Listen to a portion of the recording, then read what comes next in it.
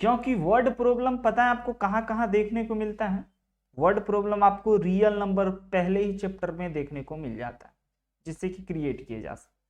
उसके बाद आपको linear equation in two variable में तो इसकी मतलब इसको लाइसेंस ही मिला हुआ है, राइट। क्वाड्रेटिक में भी इसको लाइसेंस ही मिल चुका है, एंड उसके साथ साथ एपी में इसको लाइसेंस मिल चुका है। और बाकी जो दूसरा सेक्शन आता है, हाँ, बाकी जो दूसरा सेक्शन आता है वॉल्यूम सरफेस एरिया में, वो तो आप देखते ही पहचान जाते हो, है ना। तो ये आपको ज्यादा ये दोनों कष्ट नहीं देता है, ये चारों में आपको पहले ढूंढना होता है कि कौन है ना, क्योंकि एग्जाम में आप प्रॉपर चैप्टर का नहीं बनाते हो, तो इसीलिए आपको नहीं पता चल पाता। तो मैं हमेशा बच्चों को कहता हूं कि 3 बार आपको एटलीस्ट क्वेश्चन पढ़ना चाहिए, 3 टाइम्स रीड करना चाहिए। जब भी इस तरह से मोटे मोटे अक्षर में लिखा हुआ आ जाए ना, तो बस 3 टाइम्स रीड करो, आपको फील आएगा। एक बार में नहीं आएगा, 2 बार में भी नहीं आएगा, और तीसरे बार में आ जाएगा। ओके सर, यह जो क्वेश्चन है ये इस चैप्टर पे बेस्ड है। और अगर आपको बेसिक फंडामेंटल क्लियर है तब आइए मदद करा जाए। तैयार हैं आप? On a morning walk 3 person step of together and their step measure 40, 42, 45. What is the minimum distance each should walk? So अब जैसे ही 1, 2 या 2 से अधिक कंपोनेंट आ जाएं, तो आप समझ जाना कि यह रियल नंबर का है। किसका है? रियल नंबर्स का है। और रियल नंबर्स में एलसीएम और एचसीएफ ही आपको बस सोचना है। एक बात आप याद कीजिए, एक बात याद कीजिए कि जब 2, 4 और 8 होता था और इसका मैं एलसीएम आपको कहता था, तो आप एलसीएम कितना निकालते थे? 16।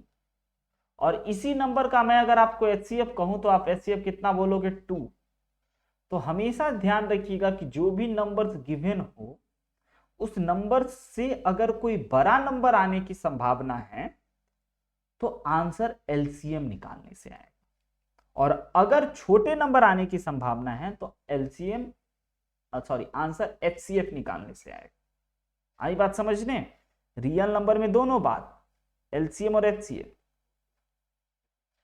हाँ, रिपीट करके मैं बोल रहा हूं, किसी भी नंबर्स का एलसीएम निकालते हो तो वह बड़ा आता है, लॉक्ड, और एचसीएफ छोटा आता है। जो भी नंबर्स है ना, वो छोटा आता है। हाईएस्ट कॉमन फैक्टर नाम है और आता छोटा है, और लोएस्ट कॉमन मल्टीपल और आता बड़ा है। ऑलराइट, अब ये छोटा और बड़ा का बस आपको सेंस याद रखना है कि एलसीएम बड़ा का सेंस, एचसीएफ छोटा का सेंस। ऑलराइट, अब क्वेश्चन पढ़ते हैं। अब फिर से on a morning walk 3 people step of together. एक मॉर्निंग वॉक में 3 लोग एक साथ पैर उठाते हैं, मतलब टहलते हैं, ऐसा कह रहा है। देयर स्टेप, एक आदमी जो है वह एक कदम बढ़ाता है, वह है 40 सेंटीमीटर। दूसरा आदमी जो बढ़ाता है वह है 42 सेंटीमीटर, और तीसरा आदमी बढ़ाता है वह है 45 सेंटीमीटर। तो what is the minimum distance each should walk so that they can cover the same distance in complete steps? आई बात समझ में? अब कह रहा है कि आप एक कदम उठाते हो तो आप 40 चलते हो, और एक 42 चलते हो, और एक 45 चलते हो। तो ऐसा डिस्टेंस बताना है मिनिमम लोएस्ट, फील आ रहा है, जो कि तीनों का तीनों इक्वल हो जाए। तो 40 सेंटीमीटर, 42 सेंटीमीटर, 45 सेंटीमीटर में जो हमारा आंसर होगा वो 42 और 40 और 45 से छोटा तो नहीं होगा कायदे से, क्योंकि जब टहलेगा तो एक कदम थोड़ी टहलेगा, कोई आधा कदम थोड़ी टहलेगा, 1-2 किलोमीटर टहलेगा ना, 10-20 कदम टहलेगा ना। आई बात समझ में? तो इसीलिए यहां पे एलसीएम का सेंस बन रहा है। ऑलराइट, तो मुझे एलसीएम निकाल लेना चाहिए इन तीनों नंबर का। सबसे पहले मैं 2 से लगा दूं तो आप बोलोगे 20, 21 और 45। प्राइम फैक्टराइजेशन से भी आप कहना तो मैं बता दूंगा, और बाकी उसके बाद 3 से करना चाहिए मुझे, तो जो कि हो गया 20 एज इट इज, और ये हो गया 7 और ये हो गया 15। अब किसी से नहीं लगेगा तो बस एलसीएम के लिए मल्टीप्लाई कर देना चाहिए कायदे से, 2 into 3 into 20 into 7 into 15, multiply जैसे ही कीजिएगा उतना सेंटीमीटर। ऑलराइट, तो मल्टीप्लीकेशन का भी मजेदार ट्रिक ढूंढ लेते हैं। 6 120, 120 गुने 15 गुने 7, इन दोनों को मल्टीप्लाई करते हैं, 12 और 15 को तो कितना हो गया 30 और 15 480, 480 को 7 से अगर मल्टीप्लाई करेंगे तो आ जाएगा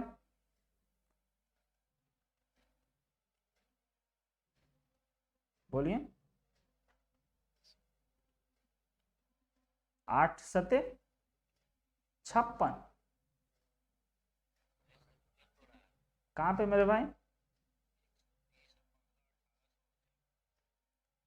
हाँ यस, मैंने जीरो को तो छोड़ ही दिया था। और 1800 को फिर 7 से किया जाए,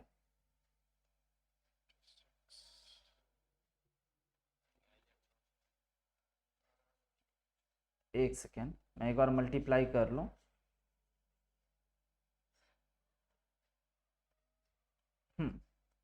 ये 1800, और 1800 को अगर 7 से गुना किया जाए तो ये कितना हो गया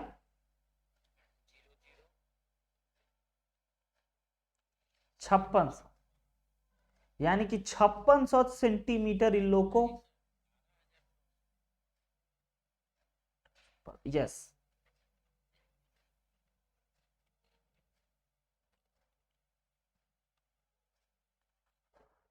राइट, इतना स्टेप ये लोग कवर करेगा तो सब इक्वल डिस्टेंस ट्रेवल करेगा, इतना स्टेप चलना होगा इसे। ऑलराइट, सिंस पकड़ना है, इस पे बच्चों मोस्टली नहीं आते हैं। ऑलराइट, बट मैं एक डिस्कस कर रही हूं कि कहीं आ जाए तो आपको कैसे सोचना है। आइए, अब मैं आपको नहीं बताऊंगा कि ये किस चैप्टर का है,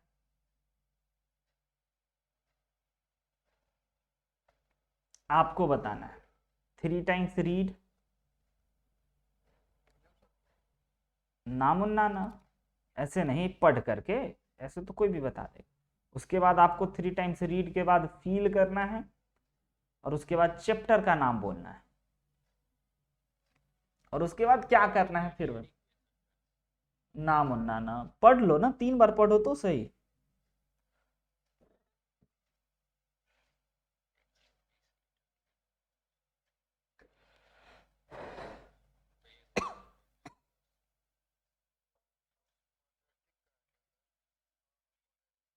greatest volume, least volume, greatest, least, maximum, minimum, ये सब का सीन कब आएगा रियल नंबर में। वॉल्यूम से वॉल्यूम सरफेस एरिया नहीं, देखिए 3 टाइम्स रीड करने के बाद फील किए हमने, और हमने पाया greatest value, least value, alright, least value या मैक्सिमम वैल्यू या मिनिमम वैल्यू, ऑलराइट, ये सब आए तो समझ जाना रियल नंबर।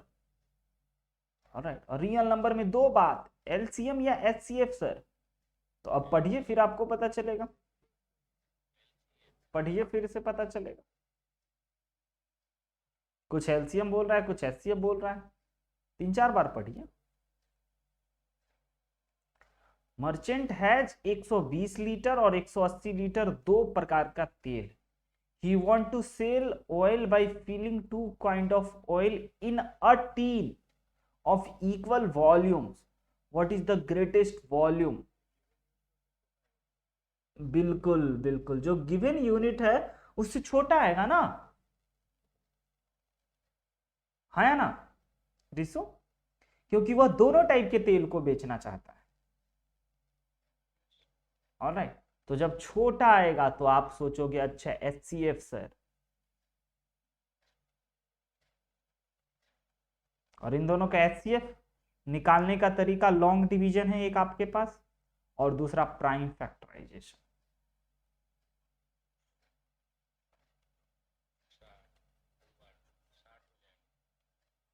HCF कितना है? तो आपको समझ में आया कि जो मिनिमम ग्रेटेस्ट वॉल्यूम है वह टीन का, वह कितना हो जाएगा? 60 लीटर का। तो यहां पे लिख देंगे, हाँ, hence the greatest. Prime factor से आइए यहां पे देख, प्राइम फैक्टराइजेशन इजी काम है बच्चों, मतलब इंपॉर्टेंट काम है। 120 का फैक्टर लिखना होता है और 180 का फैक्टर लिखना होता है। तो 120 का factor 2 into 2 into 2 into 3 into 5 लिखा जा सकता है, और 180 का लिखा जा सकता है 90, यानी कि 2 इंटू 2 इंटू 3 इंटू 3, 9 और 5 90 और दूना 180 गुना 5, हाँ या ना? अब इसको आप लिख सकते हो 2 to the power 3 into 3 into 5, और इसको आप लिख सकते हो 2 to the power 2 into 3 to the power 3 into 5। अब जो कॉमन है ना, जो कॉमन है उसका मिनिमम वैल्यू, तो इन दोनों में कॉमन है सर दोनों, तो इसका minimum value 2 to the power 2 है, हाँ या ना? नहीं नहीं, मिनिमम वैल्यू लोएस्ट इंटू 5, और जो कॉमन है वो 5। तो आंसर हो गया 4 plus 3 into 5 which is equal to 60 litre. आई बात समझ में? तो यहां पे लिख देंगे hence the greatest volume of each tin is 60 litre. बढ़ा जाए आगे। अब मैं नहीं बताऊंगा, अब आप पढ़ो 3 बार, फील करो। देखो पहले ही बोल दिया, फील तो करो। हाँ मैं हूं ना आज। अप्रोच मिल रहा है, रीड 3 टाइम्स पहला काम, फाइंड आउट चैप्टर, बताइए 3 बार पढ़ लिए, उसके बाद फील कर लिए, उसके बाद चैप्टर का नाम बताइए क्या लग रहा है आपको। 3 बार प्लीज पढ़िएगा। सुजल आपको लग रहा है लीनियर इक्वेशन?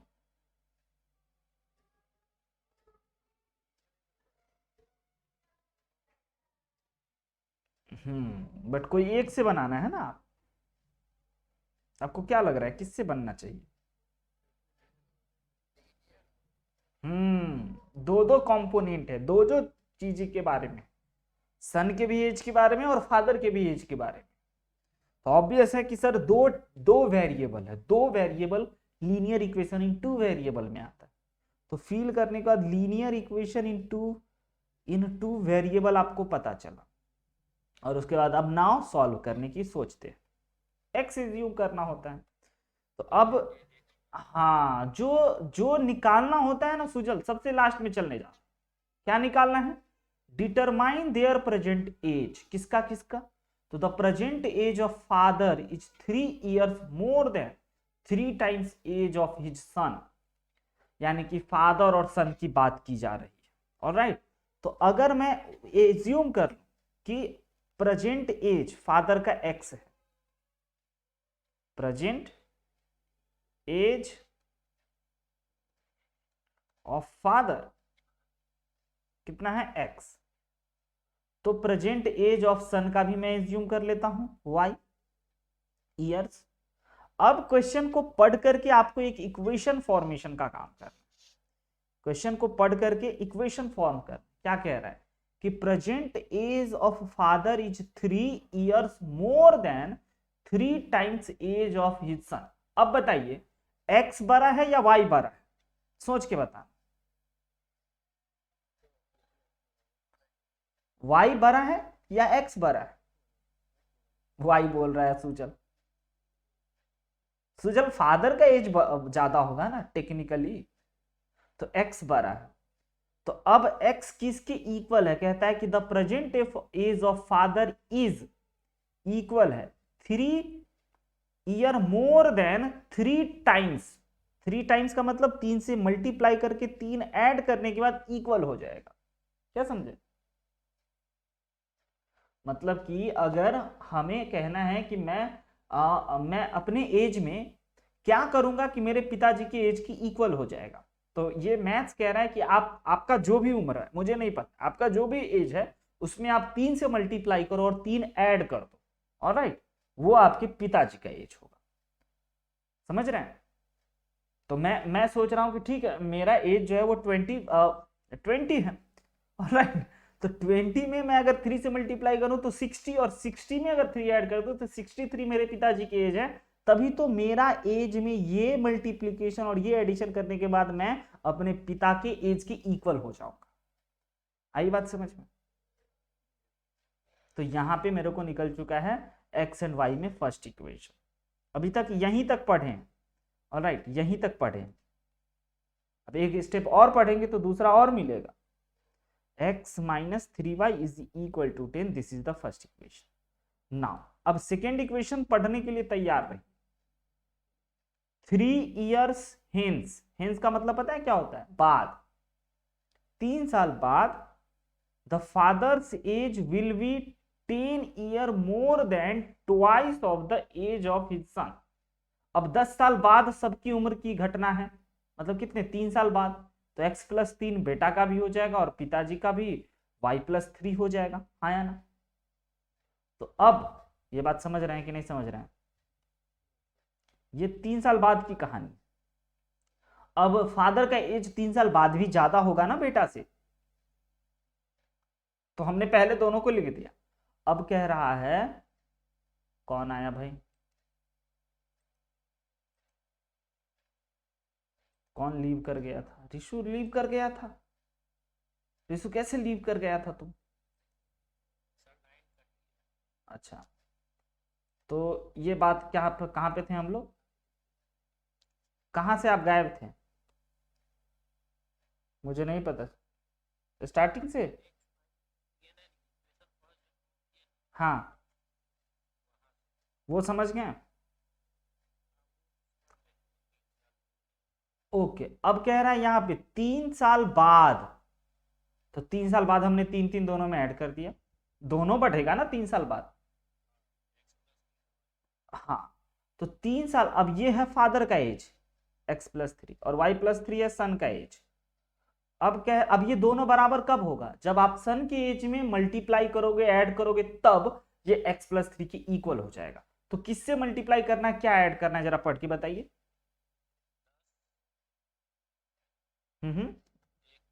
पूरी, ट्वाइस भी है, ट्वाइस मतलब 2 गुना, 2 गुना करना है और फिर 10 जोड़ना है। आई बात समझ में? देखिए पढ़िए, age will be 10 years more than twice of the age of the sun.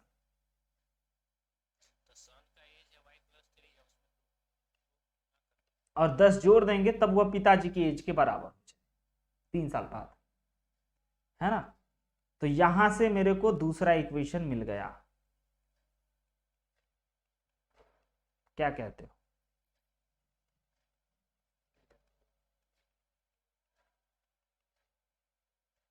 Second equation मेरे पास आ चुका है।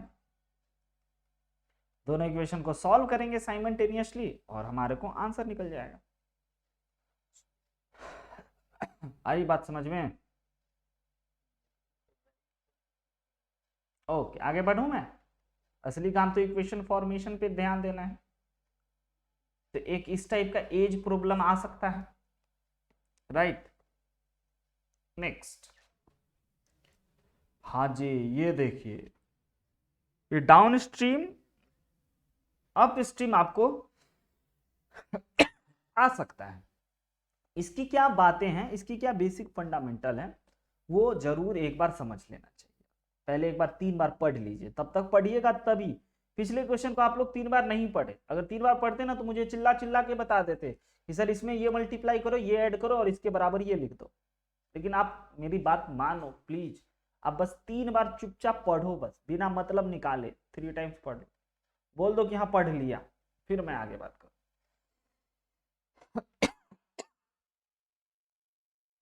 बताइए, 3 बार पढ़ लिए? सच सच बताइएगा, 3 बार पढ़ लिए? और उसके बाद मैं समझाऊंगा अप स्ट्रीम डाउन स्ट्रीम का फंडा क्या है। छोटी सी बात है बस।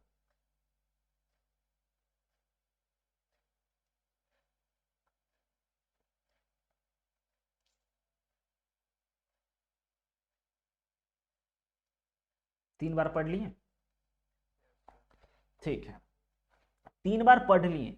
और उसके बाद क्वेश्चन में जब कभी भी आपको पढ़ने के बाद सोचना नहीं है, बस पढ़ने के बाद अगर आपको डाउन स्ट्रीम दिखे और अप स्ट्रीम दिखे तो आप बिना सोचे समझे 2 चीज एज्यूम पहले कर लीजिए।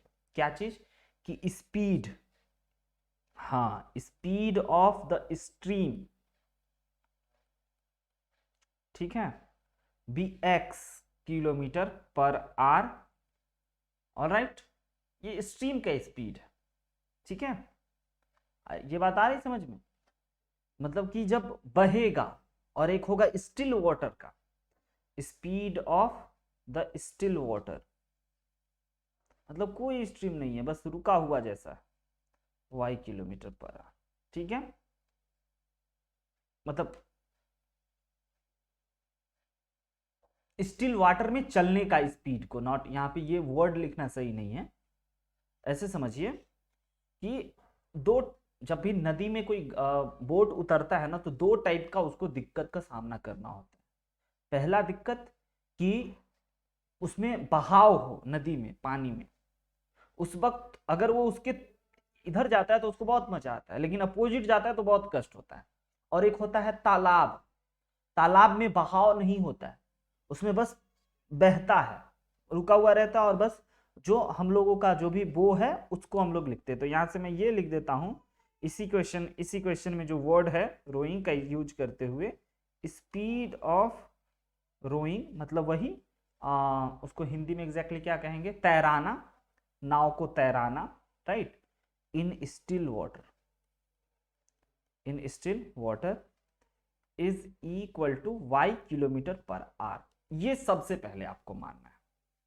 ऑलराइट, अब क्वेश्चन को पढ़ते हैं। एक आदमी है, can row a boat downstream. अब डाउन स्ट्रीम का मतलब क्या होता है पता है आपको? नहीं नहीं नहीं, डाउन स्ट्रीम का मतलब कि जिधर ये, इधर से पानी का बहाव इधर है और आपका बोट भी इधर ही जा रहा है, इसको हम लोग कहते हैं डाउन स्ट्रीम। क्या कहते हैं? ओके। और आपको समझना, नदी का बहाव इस तरफ है, और अगर कोई नाव उल्टी दिशा में जाता है तो इसको कहते हैं upstream, right. Sense clear है? Downstream, upstream. तो अब कष्ट किस में होगा आपको पता है? डाउन स्ट्रीम में तो मजा ही आएगा, इससे अप स्ट्रीम में कष्ट हो। तो speed of rowing in downstream पहले सोचते हैं। स्पीड ऑफ रोइंग का मतलब समझ रहे हैं ना? तैरना इन डाउन स्ट्रीम। डाउन स्ट्रीम में इसको मजा आएगा या कष्ट होगा? मजा आएगा। तो एक्स रहेगा ही उसका अपना स्पीड, पानी जो बहेगा वो x किलोमीटर से बह रहा है, और y से उसका बोट भी चलेगा तो x प्लस वाई हो जाएगा, जुट जाएगा, राइट। और अप स्ट्रीम में बेचारा को बहुत कष्ट होगा, तो यानी कि उसको तो उधर का भी काटना पड़ेगा, पानी जो उधर से आ रहा है, और खुद भी मेहनत करना, तो x माइनस वाई हो जाएगा। ऑलराइट, किसमें से घटेगा? किसका ज्यादा होगा? x माइनस वाई नहीं हो सकता है, नहीं तो ये उल्टा ही चला जाएगा। ऑलराइट, वो नाव को तेजी में बहाएगा, तब तो नाव आगे बढ़ पाएगा, y माइनस एक्स होगा। ज्यादा तेज, हाँ समझिए कैसे, ज्यादा तेज आप पानी के उल्टे में जा रहे हैं, जिधर बहाव है ना उसके अपोजिट में जा रहे हैं, और आपको जाना ही जाना है। तो अगर बहाव है 10 किलोमीटर से, और अगर आप 5 किलोमीटर से अपने वो उसको चला रहे हो, तो आप आगे बढ़ोगे या पीछे बढ़ोगे? नहीं समझे आप? तो आपको धारा जो है वो तो अपनी ओर बहाते हुए ले जाएगा, आपको धारा को चीरते हुए आगे बढ़ना है। तो अगर धारा 10 की स्पीड से है तो आपको 15 जाना होगा, 12 जाना होगा, 11 जाना होगा, तब आप आगे बढ़ पाओगे। ऑलराइट, तो ऑब्वियस सी बात है कि आपको अपना स्पीड ज्यादा रखना होगा धारा से, तभी तो ज्यादा में से कम घटाओगे आप। हमेशा y माइनस एक्स होता है, यहां पे मैं भी एक मिस्टेक कर बैठता। इतना सेंस आपको सबसे पहले ये अप स्ट्रीम डाउन स्ट्रीम में आना चाहिए, और उसके बाद आप क्वेश्चन को पढ़ते हैं। एक मैन है जो बोट को डाउन स्ट्रीम में 20 किलोमीटर ले जाता है 2 घंटे में। कितने में कितने ले जाता है? अब एक चीज आपको और पता होना चाहिए, स्पीड इज इक्वल टू क्या होता है, फिजिक्स में आपने फॉर्मूला पढ़ा था, डिस्टेंस बाय टाइम। ये फॉर्मूला का यूज यहां पे होगा। फिजिक्स वाले लोग कहाँ हैं? तो अब क्या है ना कि आपको क्या निकालना है, स्पीड निकालना है। ऑलराइट, और दोनों का टाइम दे रखा है, क्या कहते हो? तो मुझे ये बताइए, यहां से टाइम की अगर मैं बात कर रहा हूं, किसमें? डाउन स्ट्रीम में। ऑलराइट, तो डाउन स्ट्रीम में टाइम जो है वो 2 के इक्वल हमें गिवन है, हाँ या ना? 2 के इक्वल, 2r के इक्वल गिवन है। और टाइम इज इक्वल टू क्या होता है वैसे by the way? Distance upon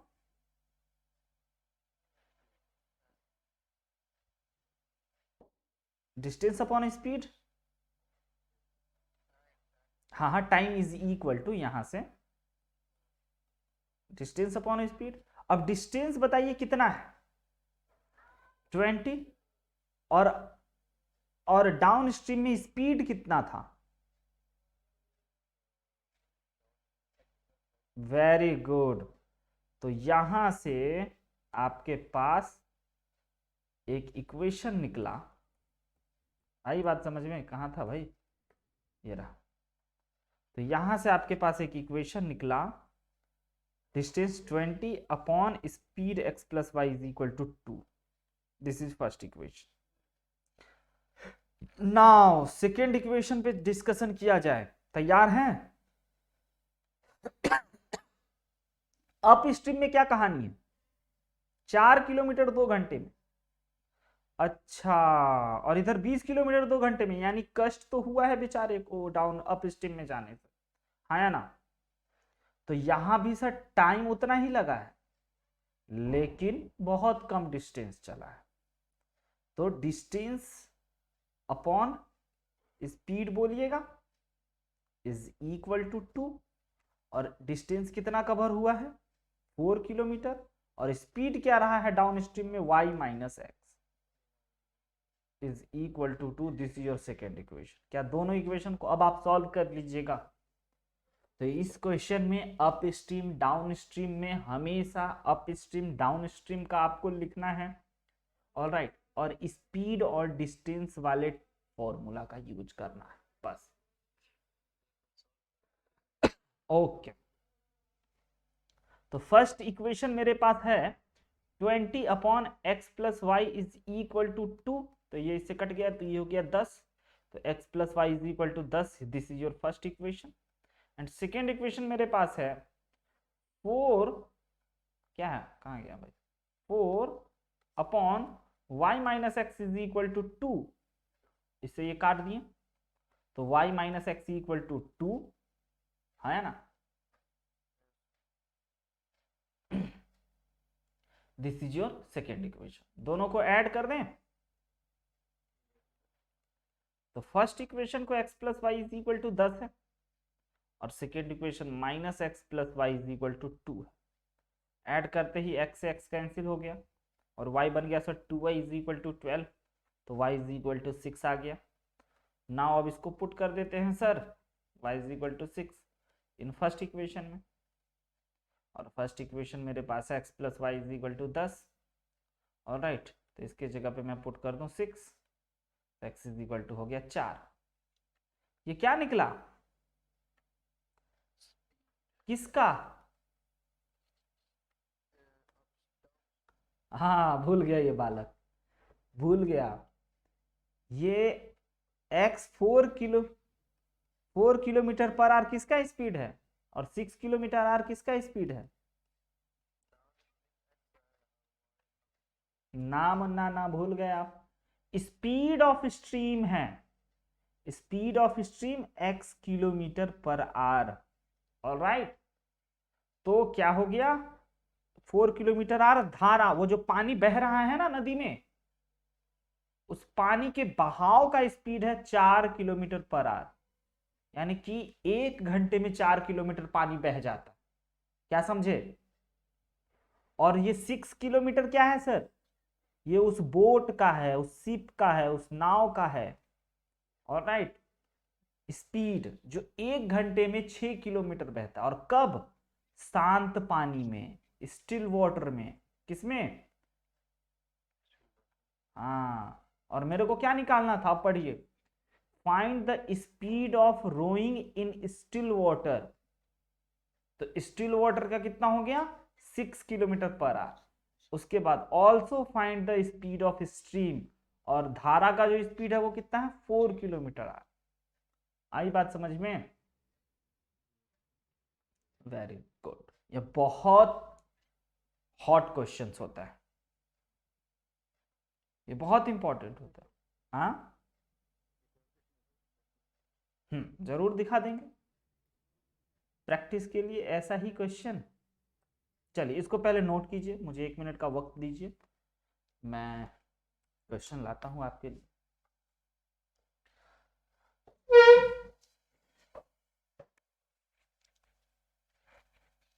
सबको चाहिए ना एक क्वेश्चन, ये बताओ।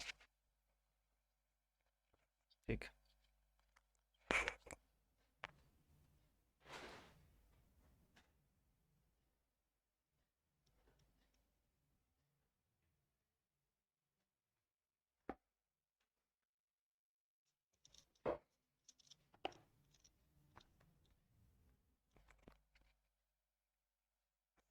नोट हो गया?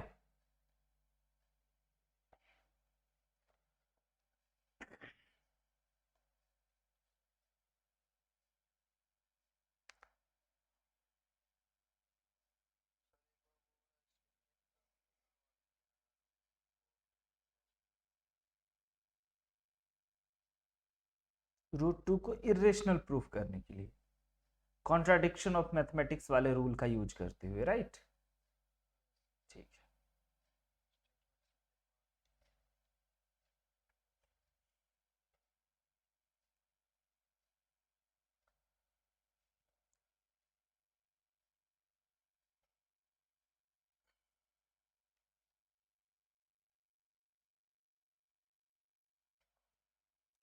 प्रैक्टिस अभी करना नहीं चाहिए, अभी इसको सोचना चाहिए, राइट? इसको आप एक बार देख लीजिए, सीख लीजिए, क्या कहते हो आप?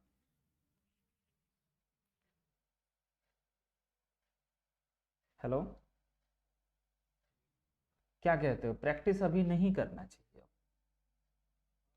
आराम करना चाहिए, इसको सीख, इसको बना कर मेरे से ये सीख लो ना कि सर ये कैसे बनाएंगे। ये अलग टाइप का क्वेश्चंस मैंने दिया, लीनियर इक्वेशन इन 2 वेरिएबल से। आइए जल्दी से पढ़ते हैं, एक बार ट्राई करोगे आप, मैं वेट करूं? हाँ, इसको ट्राई करो आप।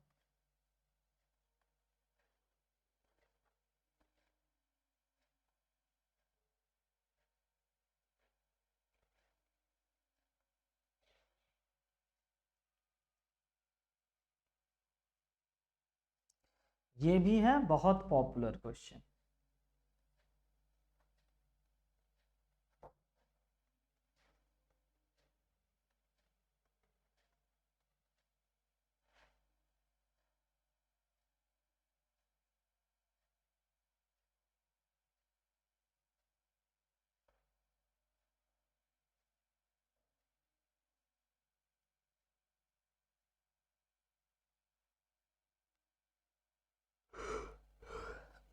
बता दें, सुजल बन रहा है आपसे?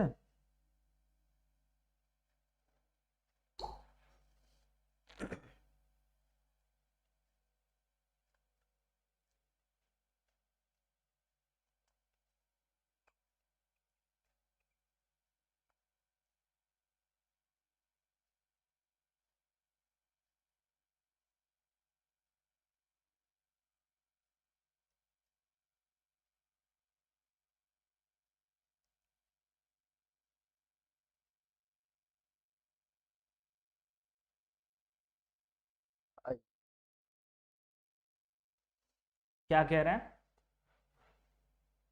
इन a competitive exam 1 marks is awarded for correct answer. क्या बात है, ऐसा तो मैं करता हूं ना बच्चों, लाइव क्विज लेता हूं तो करेक्ट आंसर के लिए आपको 1 मार्क्स मिलेगा, और while 1/2 marks deducted for every wrong answer.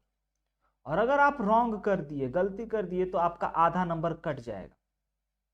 Alright, Rahul एक बालक है जो 120 क्वेश्चंस का आंसर देता है और 90 नंबर पाता है, तो वह कितने क्वेश्चन जो है वो गलत किया और कितने क्वेश्चन जो है वो गलत सही किया, बेसिकली ये बताना।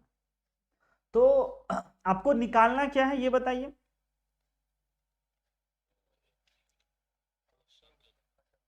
करेक्ट किया, तो जो निकालना होता है उसी को एक्स मानते। तो let he answered, he means Rahul, Rahul answer correctly, उसको कितना मान लेते हैं, एक्स, कि राहुल जो है वो एक्स आंसर करेक्टली किया है। तो इनकरेक्ट वाई नहीं किया है, राहुल आंसर्ड 120 क्वेश्चंस, वह 120 क्वेश्चंस आंसर दिया है, तो एक्स अगर करेक्ट किया है तो 120 मतलब 120 माइनस एक्स इनकरेक्ट किया होगा, हाँ या ना। तो यहां पे हम लोग लिख देते हैं राहुल आंसर इनकरेक्ट कितना, हाँ। अब आप चाहते तो इसे 2 वेरिएबल से भी बना सकते थे, बन जाएगा, नो प्रॉब्लम। बट मुझे हमेशा ये समझ में आता है कि अगर 10 रोटी, मेरे घर में 50 रोटी है और 10 रोटी मैं खा गया, तो मेरे पास कितना बचा, 40 नहीं बोलना, 50 माइनस 10 बचा, है ना। ऑलराइट, अब बताइए नेक्स्ट बात, यहां तक की बात समझ गए कि हमने x एज्यूम कर लिया और 120 माइनस एक्स हो गया।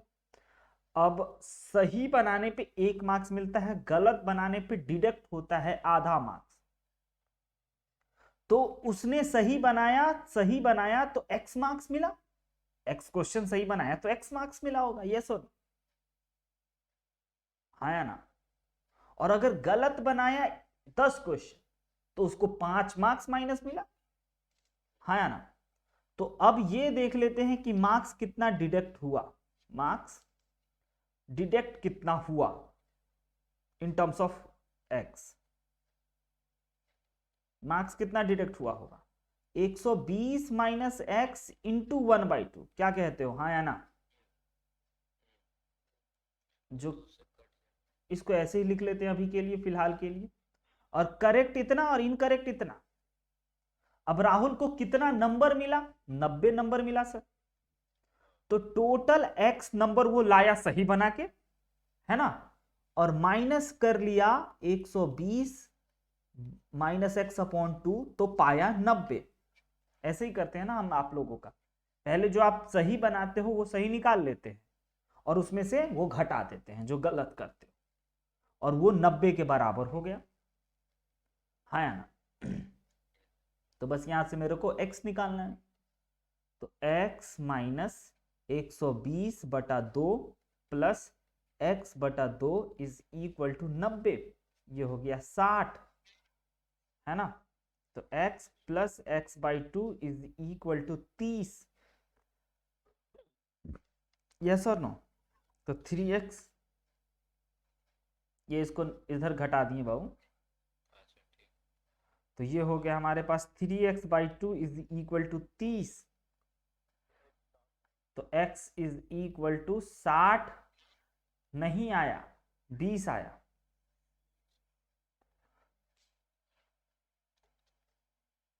है ना। एक एक एक एक एक मेरी गलती बच्चों, सॉरी माय मिस्टेक, वो छोड़िए ना, यहाँ पे पहले देखिए ना, ये गलती, ये माइनस है, -60 इधर आया तो ये बन गया 150,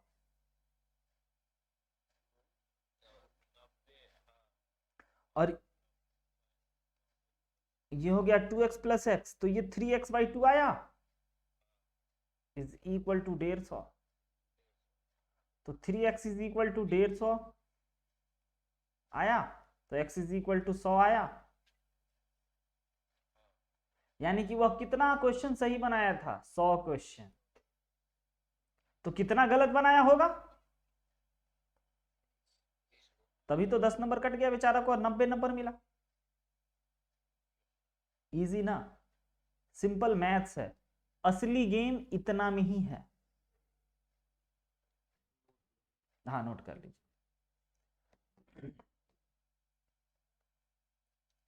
यस, हो गया नोट।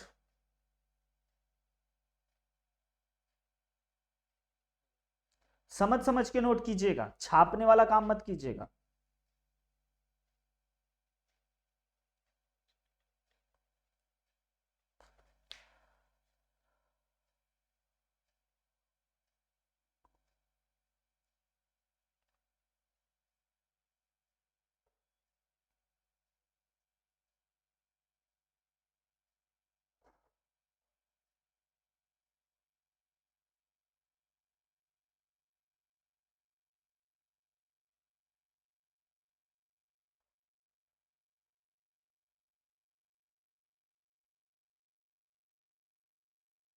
बढ़े आगे।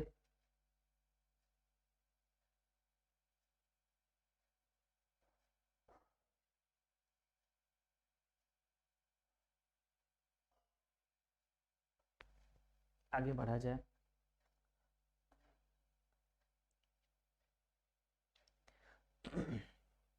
आइए क्या कह रहा है, पढ़िए एक बार, 3 बार जल्दी से पढ़िए, आप खुद एक बार ट्राई कीजिए फटाक से।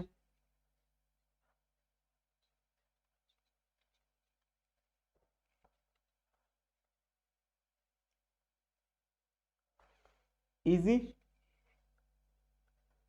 जब भी रेशियो देना द, हाँ तो 2x और 3x एज्यूम कर लीजिए। Ratio between girls and boys in a class of 40 student is 2:3, यानी कि number of girls is equal to कितना, वेरी गुड, ऑलवेज रेशियो तो बहुत आसान हो जाता है, और number of boys is equal to कितना, वेरी गुड। अब ये बॉयज और गर्ल्स ही तो क्लास में होंगे, तो 2x plus 3x is equal to 40, first equation. Now अब इसके बाद आगे पढ़िए यहां से, 5 student new joined the class, how many of them must be boys so that the ratio of girl and boys become 4/5। नहीं नहीं, रेशियो हमेशा सेम ही, रेशियो हमेशा सेम ही वेरिएबल में मानना चाहिए। हाँ भाई,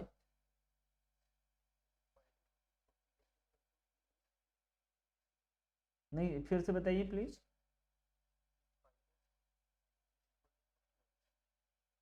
हाँ हाँ हाँ, हाँ हाँ हाँ, वहां से x निकालेंगे,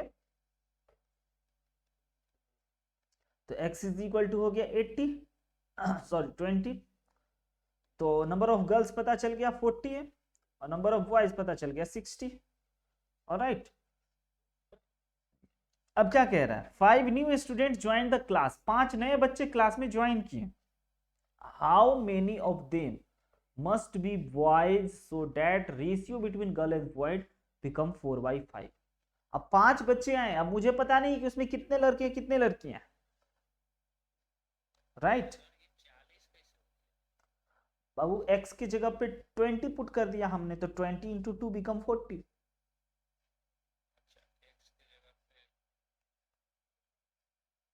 20 रख दिए। फिर से बताएं, ओके ओके ओके सॉरी, 8 पंचे 40, तो this is equal to 16 and this is equal to 24। Yes शाबाश रिसु, करेक्ट कर दिया, 8 निकला। अब यहां तक की बातों में तो कोई दिक्कत नहीं, आगे की बात अच्छा है, ये तो बच्चा इतना तो कोई भी कर लेगा।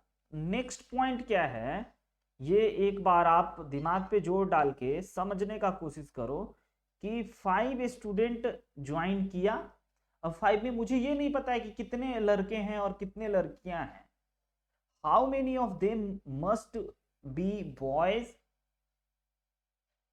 so that ratio between girls and boys become 4/5। तो मुझे नहीं पता है, तो चलो मैं एज्यूम अब कर लेता हूं। क्या एज्यूम कर लेता हूं कि लेट आउट ऑफ 5 स्टूडेंट, इन 5 में से, ऑलराइट, y जो है वो नंबर ऑफ बॉयज। मैं अगर ये एज्यूम कर लूं कि 5 में से y नंबर ऑफ बॉयज है, तो गर्ल्स कितने हो जाएंगे?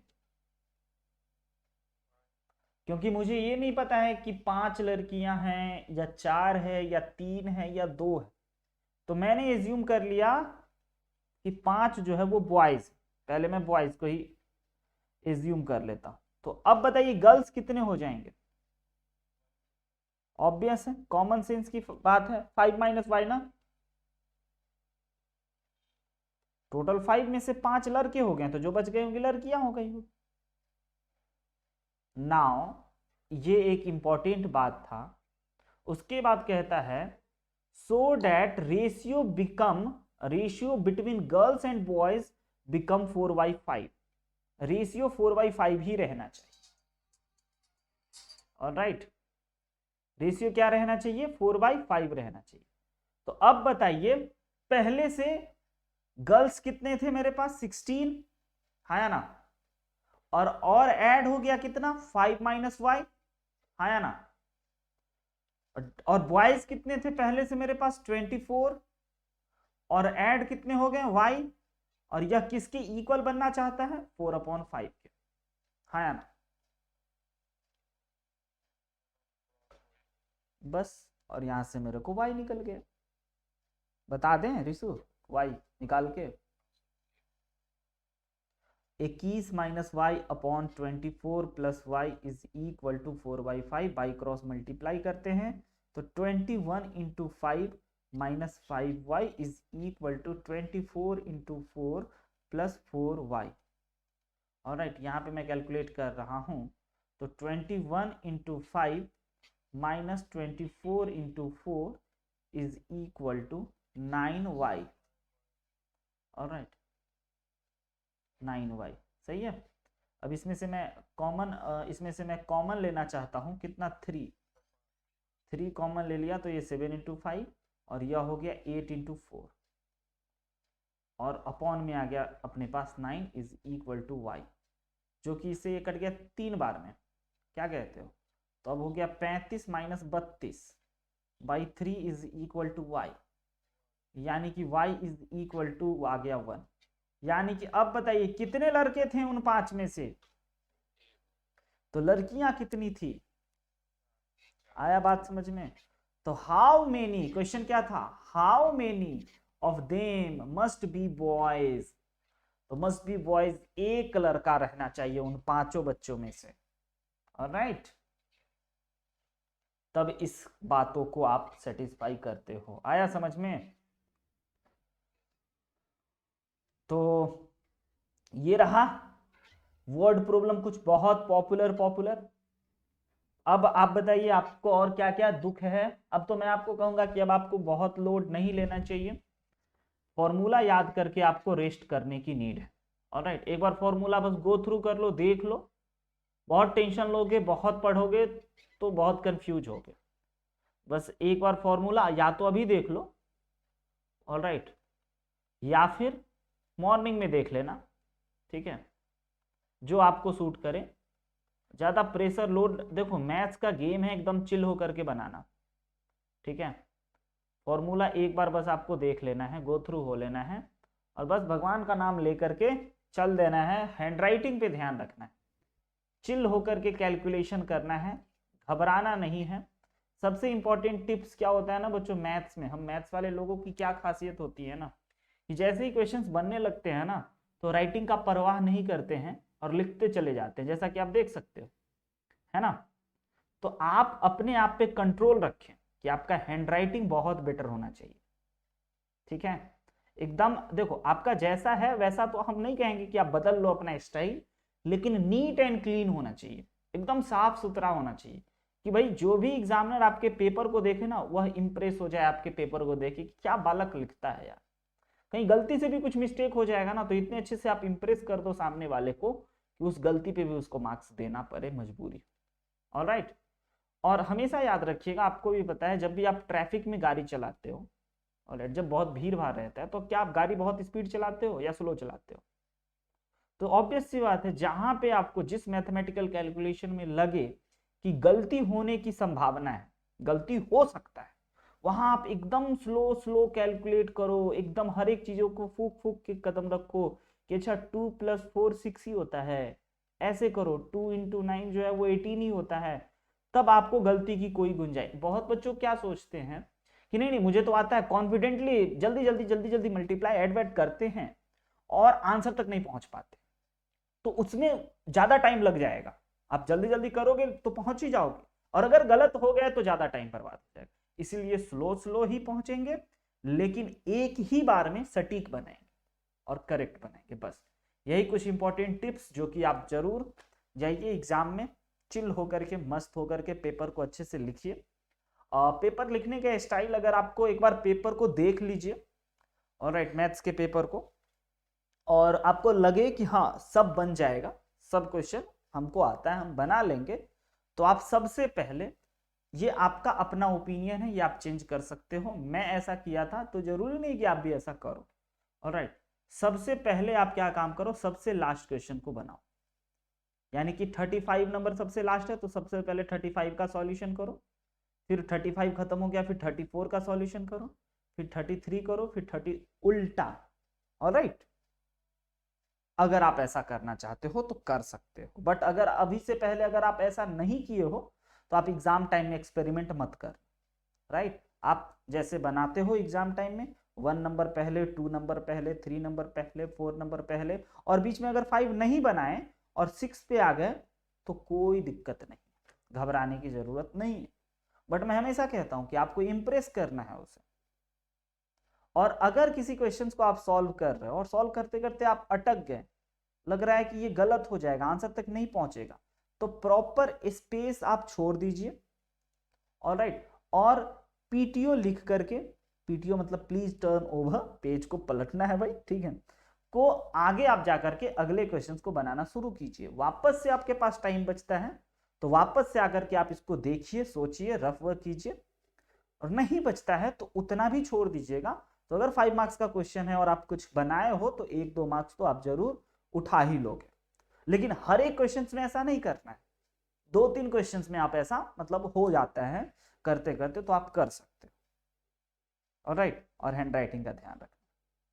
जाइए, नॉर्मल भोजन कीजिए, गहरा नींद लीजिए, सुबह उठिए, फॉर्मूला देखिए, भगवान को याद कीजिए, राइट, मतलब समझ रहे हैं ना, और उसके बाद जाकर के एग्जाम दीजिए। आपके लाइफ का one of the best exam होगा, ये मेरा आपसे वादा भी है और शुभकामना भी, ठीक है। जाइए, ऑल द वेरी बेस्ट, 4 के आओ, मचा के आओ, ज्यादा लोड मत लो। ऑलराइट, और लोड हो जाए तो कॉल कर लेना। हाँ, नहीं नहीं ये बालक एग्जाम में मेरे को कॉल करेगा, मरवाएगा क्या?